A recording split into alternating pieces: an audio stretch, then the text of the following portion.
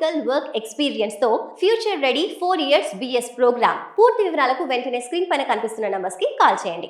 June నెల వచ్చేస్తోంది. Calendar మారడమే కాదు, మన జేబులకు చిల్లు పెట్టేలా పలు కీలక నిబంధనలు కూడా మారిపోతున్నాయి. అవును, మే నెల ముగింపునకు వచ్చేసింది. ఈ తరుణంలో దేశవ్యాప్తంగా అనేక ఆర్థిక బ్యాంకింగ్ రంగాల నిబంధనలు సామాన్యుడి జీవితాన్ని ప్రభావితం చేయనున్నాయి. ప్రతి నెలలాగే ఈసారి కూడా 1వ తేదీ నుంచి అమల్లోకి వచ్చే మార్పులు మధ్యతరగతి ఇళ్లకు పెద్ద పరీక్ష పెట్టబోతున్నాయి. వంట గ్యాస్ ధరల నుంచి విమాన ప్రయాణ ఖర్చుల వరకు, బ్యాంకింగ్ సేవల నుంచి సోలార్ ప్యానెల్ ధరల వరకు అన్నీ కూడా మారబోతున్నాయి. ఈ పరిణామాలు నేరుగా సామాన్య ప్రజల దైనందిన ఆర్థిక ప్రణాళికలపై ప్రభావం చూపనున్నాయి. ముందుగా గృహిణులకు, వ్యాపారులకు ఎల్పీజీ ధరల సెగ తగిలేలా ఉంది. ప్రతి నెల 1వ తేదీన చమురు మార్కెటింగ్ సంస్థలు ఎల్పీజీ సిలిండర్ల ధరలను సవరిస్తారు. జూన్ 1వ తేదీన కూడా కొత్త ధరలు ప్రకటించే అవకాశం స్పష్టంగా కనిపిస్తోంది. మధ్యప్రాచ్య ప్రాంతంలో కొనసాగుతున్న అంతర్జాతీయ ఉద్రిక్తతల వల్ల గత కొన్ని నెలలుగా గ్యాస్ ధరల్లో మార్పులు వస్తున్నాయి. ప్రస్తుతం ఢిల్లీలో 14 కిలోల గృహ వినియోగ సిలిండర్ ధర 913 రూపాయలుగా కొనసాగుతోంది. అటు 19 కిలోల కమర్షియల్ సిలిండర్ ధర ఢిల్లీలో 3071 రూపాయలుగా రికార్డైంది. చమురులు కంపెనీల తాజా సమీక్షలో ఈ ధరలు కూడా మరింతగా పెరిగే అవకాశం ఉందని మార్కెట్ వర్గాలు భావిస్తున్నాయి. ఈ కొత్త ధరల పెరుగుదల వల్ల సామాన్యుల నెలవారీ బడ్జెట్ తలకిందులయ్యే ప్రమాదం ఉంది.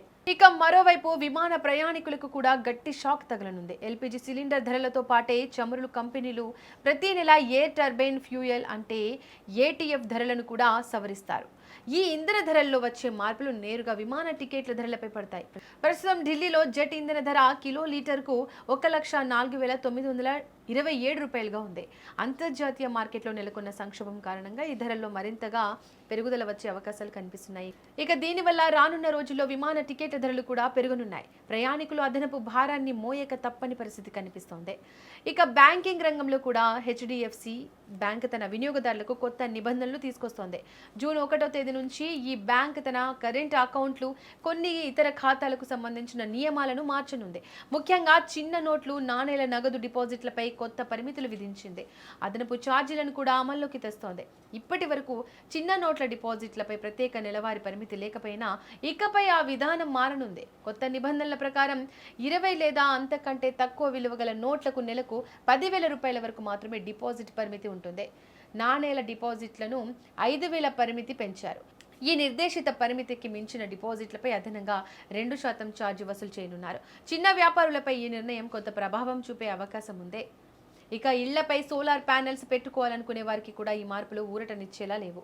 జూన్ 1వ తేదీ నుంచి సోలార్ రంగంలో సరికొత్త నిబంధన అమల్లోకి రానుంది. ప్రభుత్వం ఆమోదించిన మోడల్ తయారీల జాబితా అమలు కాబోతోంది. ఈ నిబంధనల ప్రకారం ప్రభుత్వ సబ్సిడీ పథకాలలో కేవలం ఆమోదిత సోలార్ మాడ్యూళ్లు, సెల్లను మాత్రమే ఉపయోగించాల్సి ఉంటుంది. ఈ చర్య వల్ల సోలార్ పరికరాల నాణ్యత మెరుగుపడుతుందని ప్రభుత్వం చెబుతోంది. నాణ్యత పెరిగినా సోలార్ ప్యానెల్ ధరలు పెరిగే అవకాశం ఉందని నిపుణులు విశ్లేషిస్తున్నారు. కొత్తగా సోలార్ సిస్టమ్ ఏర్పాటు చేసుకునే వారికి ఇది అదనపు ఖర్చు కానుంది. ఇక దీనికి తోడు జూన్ నెలలో బ్యాంకులకు ఎక్కువ సెలవులు ఉన్నాయి. వివిధ పండుగలు, ప్రత్యేక దినాల కారణంగా దేశంలోని పలు బ్యాంకుల్లో అనేక రోజులు మూసివేసి ఉంటాయి. మొహరం, సద్గురు కబీర్ జయంతి వంటి సందర్భాల్లో ప్రాంతాల వారీగా బ్యాంకులకు స్థానిక సెలవులు ఉంటాయి. 2, 4 శనివారాలు, ఆదివారాలు సాధారణ సెలవులుగా వస్తాయి. జూన్ 15, 25, 26, 29, 30 తేదీలలో కూడా పలు ప్రాంతాల్లో బ్యాంకులు పనిచేయవు. ఈ సెలవు దినాల్లో కూడా ఆన్లైన్ బ్యాంకింగ్ సేవలు, ఏటీఎంలు యథావిధిగా అందుబాటులో ఉంటాయి. ఖాతాదారులు తమ బ్యాంకు పనులను కూడా ఈ సెలవుల పట్టిక చూసుకొని ప్లాన్ చేసుకోవడం మంచిది. జూన్ 1వ తేదీ నుంచి అమల్లోకి రానున్న ఈ మార్పులన్నిటిపై ప్రజలు ముందే అవగాహన కలిగి ఉండడం ఎంతో అవసరం.